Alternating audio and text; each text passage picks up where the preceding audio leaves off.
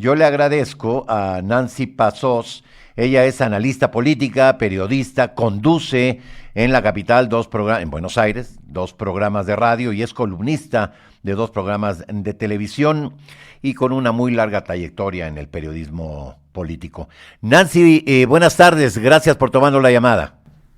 Hola Enrique, ¿cómo estás? No, gracias a ustedes. Sí, obviamente que hoy por hoy es importante cómo van las elecciones en muchos países y más que nada también teniendo en cuenta que México tiene una tradición muy grande con Argentina. De hecho, hay muchísimas personas que fueron exiladas en los 70 y después los vaivenes económicos han hecho que también algunos argentinos terminaran viviendo por allá. Tengo hijos de amigos míos que están viviendo allá y ya tienen hijos mexicanos, así que con eso te digo todo. Pero bueno, yendo a lo que nos compete, que es las elecciones este fin de semana, realmente fueron elecciones sorpresivas, básicamente porque en la primera ronda electoral, que fueron las PASO, las primarias nuestras, allá por agosto, se había impuesto por 30 puntos que tuvo, digamos, el candidato libertario, que se llama Javier Milei, un hombre que supo ganarse un lugar primero en canales de televisión, mucho en las redes sociales, y que finalmente hace 2 años atrás nada más armó una fuerza política liberal, de centro derecha o de extrema derecha, le dicen algunos, liberal en términos económicos y conservadora en términos políticos, esto también hay que señalarlo, al estilo Trump, al estilo Bolsonaro, si se quiere, con una personalidad muy, muy, muy distinguida, digamos, en el sentido de muy llamador de una manera, digamos, un estilo que concitó muchísimo la atención básicamente de los más jóvenes.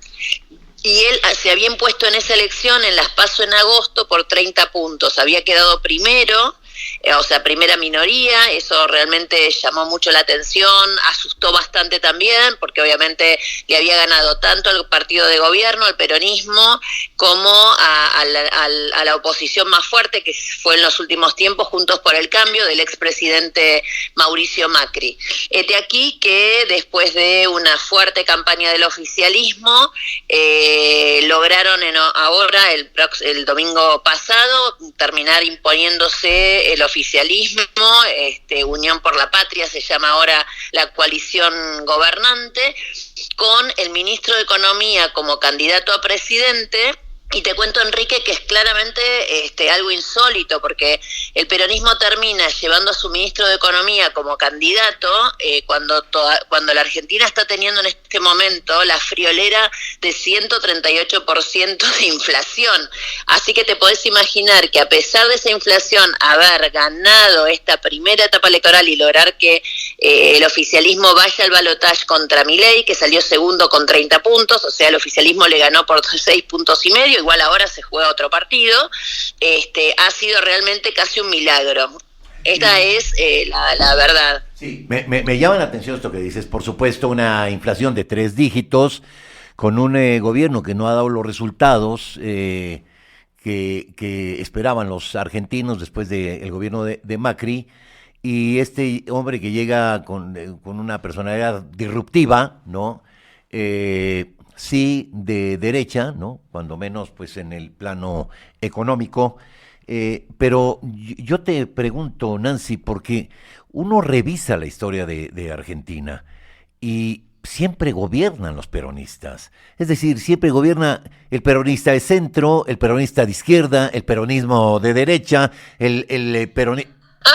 Lo que pasa que en el fondo, y te digo más, si lo rascas un poco a Milei, quizás, digamos, en algún momento diga que él también es peronista. Lo que pasa es que el peronismo en Argentina es algo muy difícil de explicar para afuera.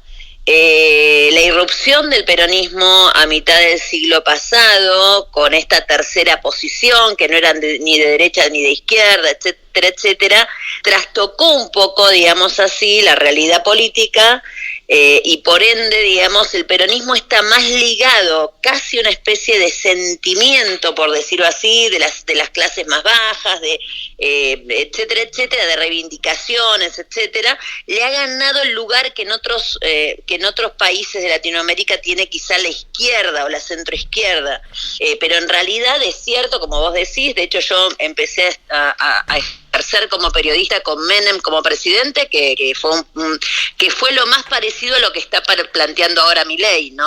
Claramente un peronista, pero de derechas. Entonces, sí, eso es cierto. También es cierto que la continuidad democrática de la Argentina no tiene tanta trayectoria, tiene solo 40 años, antes habíamos vivido una dictadura muy larga, y que el peronismo estuvo proscripto muchísimos años, desde su aparición con Perón en la década del 50 del siglo pasado hasta ahora, con lo cual eso de que siempre gobernó el peronismo es más un dicho que un hecho. Ahora, sí, a ver, Nancy, sí, yo me tengo, por supuesto, claro esto. Diría yo que como se asumen muchas de las fuerzas políticas de Argentina, pero, es decir, llama la atención esta votación, me llama la atención, realmente me llama la atención. Y te voy a decir por qué, Nancy. Sí. Porque vivieron el tema de, Argentina vivió momentos muy difíciles, el tema de la guerra sucia, estos gobernantes, los militares, la dictadura de Jorge Rafael Videla, de Leopoldo Fortunato Galtieri, luego la llegada de la viuda de Perón, el brujo López Rega ahí manejando atrás los hilos de la política, luego gobiernos populistas que han llevado a un desastre económico en Argentina, ¿no? El corralito, todo eso que han vivido los argentinos. Bueno, el corralito, fue el estallido post de la Rúa, que era un gobierno radical, no peronista. No, pero más allá de esto, digamos, sí es cierto que Argentina tiene un problema central, Enrique, y te lo voy a contar, y Argentina es un país bimonetario en su existencia. Hay una situación real, y que es que los argentinos ganamos y producimos pesos, pero ahorramos y pretendemos, vivir en dólares. Claro. Y la verdad, en estos últimos tiempos, por un montón de errores, de yerros y además por la pandemia y por un montón de situaciones previas, no te olvides que la de derecha gobernó en la Argentina hace poco con Macri y sin embargo endeudó al país de una manera escalofriante. Estamos endeudados por 100 años. Una deuda que claramente nos ahorca y que, no hay manera casi de pagarla. Vos sabés que el Fondo Monetario está en problemas, tanto como nosotros, porque, le dio a la Argentina, a Macri, para que Macri gane las elecciones, que las terminó perdiendo, 45 mil millones de dólares, que era mucho más de lo que la Argentina, por estatuto del fondo, podía endeudarse. Entonces, todo este cóctel ha hecho, obviamente, primero, que haya muchísima pobreza, muchísima inseguridad. Obviamente, si yo lo comparo con lo que pasa en México, que ayer se mataron a 23 personas ahí en Guerrero, creo que fue, ¿no? No es de ese estilo la inseguridad nuestra, pero sí hay problemas de robos, de chicos que hay un montón de situaciones que hacen que mucha gente no se sienta contenida. Hay mucha pobreza histórica, la pobreza hoy en la Argentina, en un país que claramente tiene todo para ser mucho mejor, pero evidentemente vos fíjate lo malo que habrán sido los otros candidatos para que justamente un ministro de Economía que tiene 138% de inflación esté en el balotaje primero. Es increíble, eso es lo que llama acá poderosamente la atención, cuando menos Nancy, en el análisis. Te rogaría, Nancy, ¿me permites ir a un corte que tengo que hacer? Porque te quiero hacer una última pregunta, ¿sí? Dale, que tiene que ver que tiene que ver con la tercer candidata y hacia dónde se van a ir esos votos. Regreso contigo, ¿sí? Me lo permites. Muchas gracias. Nancy Paz hoy es analista argentina y está con nosotros platicando sobre las elecciones del pasado domingo. Regresamos con esta señal informativa hasta Argentina con la periodista Nancy Pazos. ¿Dije bien el apellido, Nancy? Sí, Nancy Pazos es mi nombre. Oye, no hay Nancy, problema. Bueno, te quiero comentar algo. A ver, ¿a quién en tu opinión, a quién se van a ir los votos de la candidata? De la candidata que obviamente perdió, que es la de Juntos por el Cambio. En tercer lugar de las votaciones, sí. Claro, digamos. Entiendo, es de derecha también.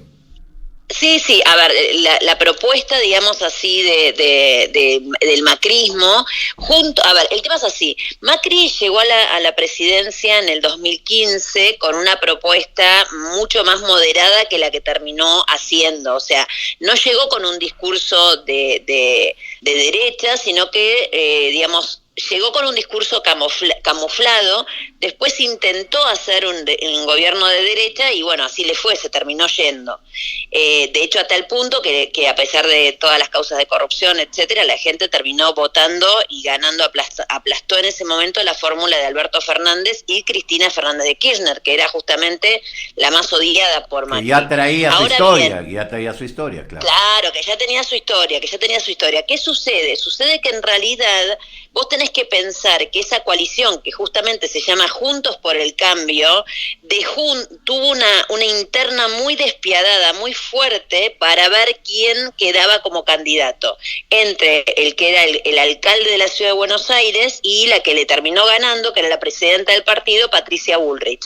Patricia Bullrich, avalada de alguna manera por Macri.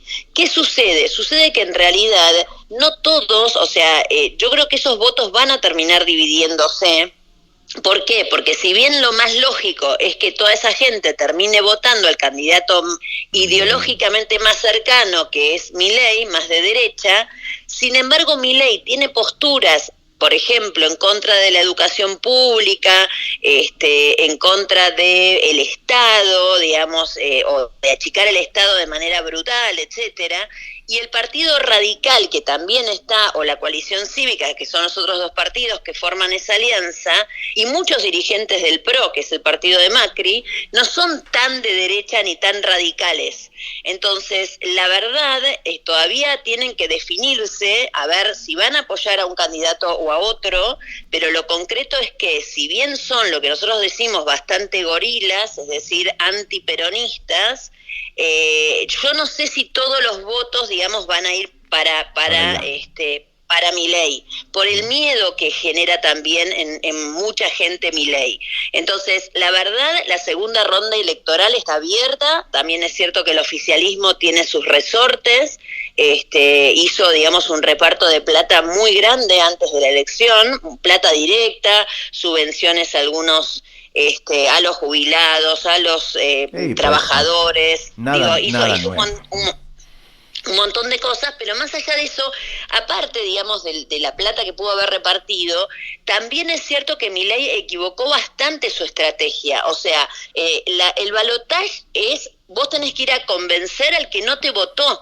Entonces, para convencer al que no te votó, esa personalidad que tiene Milei, hay que ver si puede camuflarse en algo más tranquilo, más moderado, para que la gente lo termine eligiendo. Pues yo creo que nos has pintado un panorama muy claro, Nancy, y yo te rogaría que pudiéramos, después de la segunda vuelta, al día siguiente... Volver a hablar, por supuesto. Hablar, si sí, por supuesto.